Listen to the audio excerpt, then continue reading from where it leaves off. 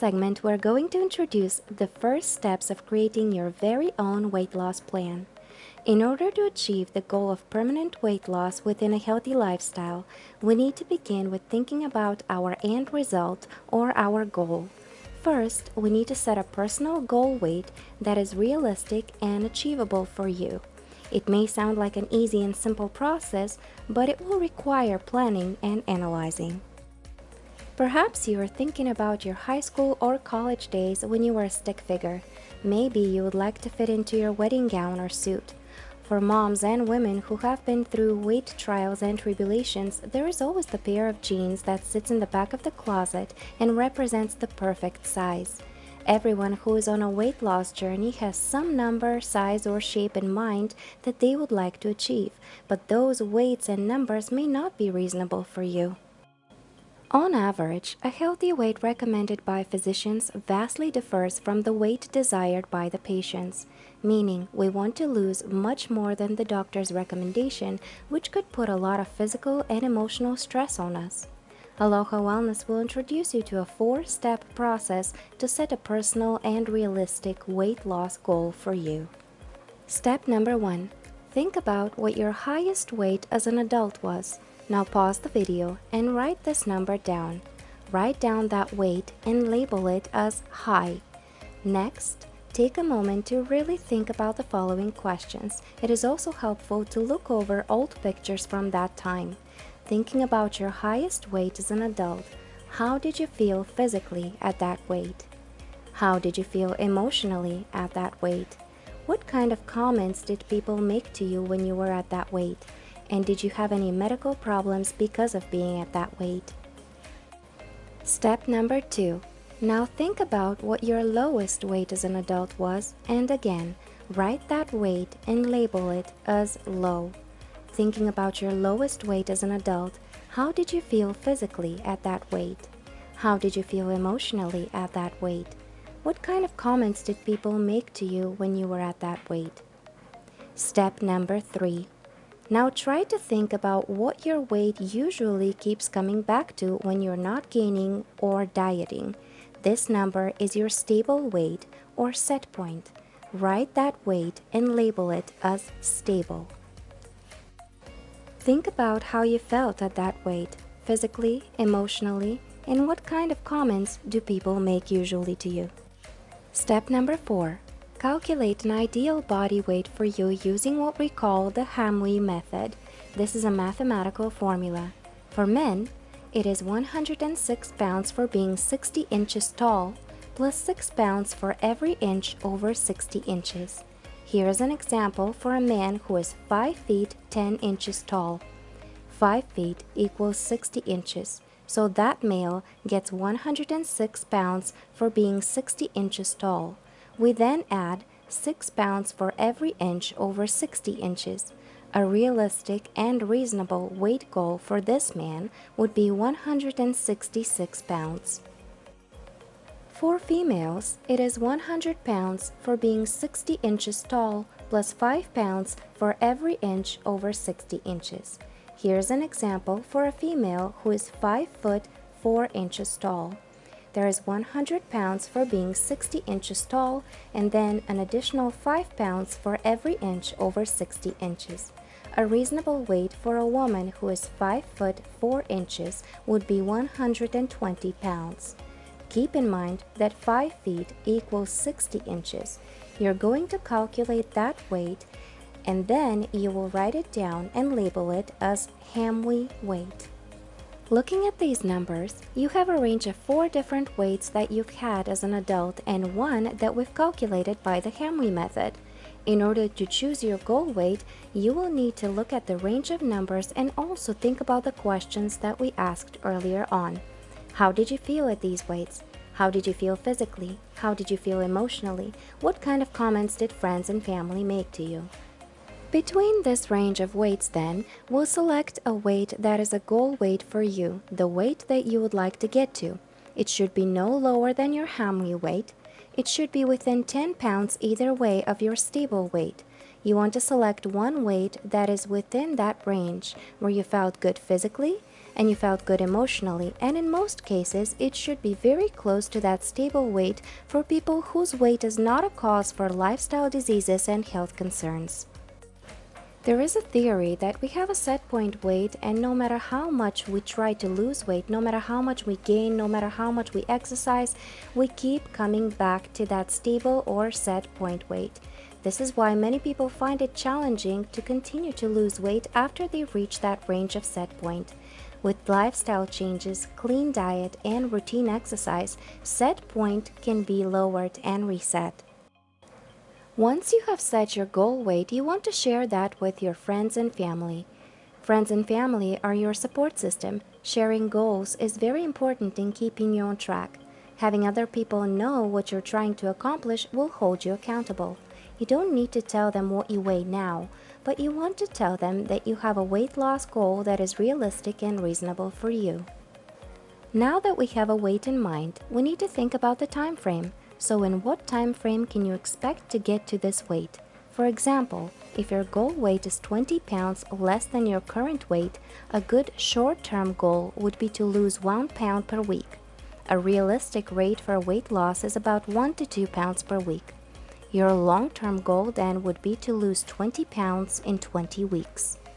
Another short-term example would be to lose 2 pounds per week.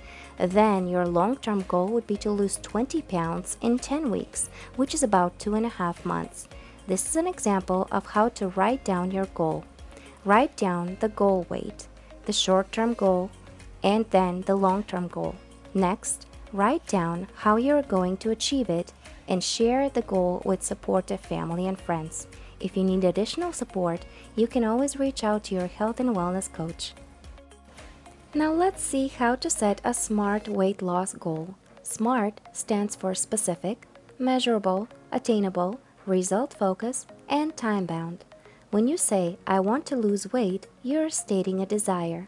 There is a big difference between a goal and a wish. When you set a SMART goal, you're creating a clear objective and begin planning. The following is an example of a SMART goal. In 1 month from today, I will be 5 pounds lighter. Specific, 5 pounds loss. It's clear and it's measurable. Lose weight is vague. Measurable, the number on the scale on day 1 to day 30 is objectively comparable. Attainable, a realistic weight loss goal is about 1 to 2 pounds per week. It is also easier to wrap your mind around 5 pounds weight loss than 50 pounds weight loss. Result focused. The focus is on the accomplishment of losing 5 pounds within 30 days. Time bound. By giving yourself a deadline, you hold yourself accountable. Write down your goal. It is helpful to write down the goal and the number somewhere where you can see it often. A refrigerator might be a good place for it. This will be your constant reminder. Consider working with a health coach or a nutritionist to help you achieve the goal more effectively and to keep you on your toes. Make a plan and stick to it. Once you have your SMART goal, make a plan for how you will reach it. For example, how will you lose 5 pounds in 30 days? List exact steps to help you. To make a plan, look at your current habits and choose 1 or maybe 2 to improve. Weight loss is best accomplished when you work on changing your habits. Some examples are eating in front of the TV, binge drinking every Friday, or mindlessly going through the drive-thru at lunch daily. You could change those by implementing new habits. Here is an example. For the first 2 weeks of the month, I will decrease my soda consumption from 2 cans per day to 1 can per day.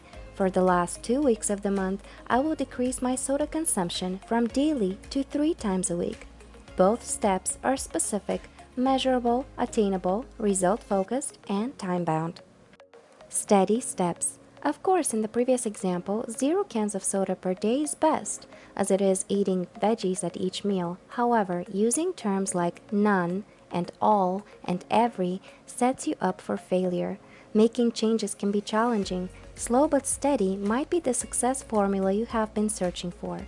When you start accomplishing your small goals, you will gain momentum, and it will be clear that the larger goal is attainable. Take as many small steps as you need. the important thing is that you keep going, so be smart and set yourself up for success. Now that you have a goal in mind and a plan on how to achieve it, it is important to understand how and how often you should weigh yourself. Nutritionists and trainers used to tell people not to weigh themselves every day. The reason is because people could get too focused on the number on the scale and lose sight of the important indicators of weight loss success, things like clothes fitting well, increased energy, and healthier lifestyle. Some people, especially those with a history of eating disorders, should not weigh themselves daily, but for most people, recent research tells us that daily weighing is beneficial. Here is one example. In a 2-year study of 162 overweight and obese gym members, those who were asked to weigh themselves daily and chart the results were more likely to lose significant amount of weight than keep it off. They didn't find any negative psychological outcomes in this study. The findings from multiple studies indicated that regular self-weighing was associated with more weight loss, less weight regain, and improved weight maintenance. It is safe and good advice to weigh yourself at least 2 to 3 times per week. Now let's see what you will need. You will need a reliable scale to weigh yourself when you start your personal weight loss plan. The main point is that you need to identify or obtain reliable weight scale that you can use every day. Many scales now have apps that you can install on your phone, which is another helpful way to keep you on track with your goal. You will also need a tape measure. In most cases, you will be looking for waist, hip, and thigh measurements. Write down your current numbers and take weekly measurements to check your progress. Now let's see when and how to weigh yourself. You want to weigh yourself every morning after voiding, before eating or drinking anything.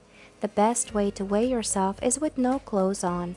But if you feel like you need to wear clothes, at least wear the same lightweight clothing every time you weigh yourself.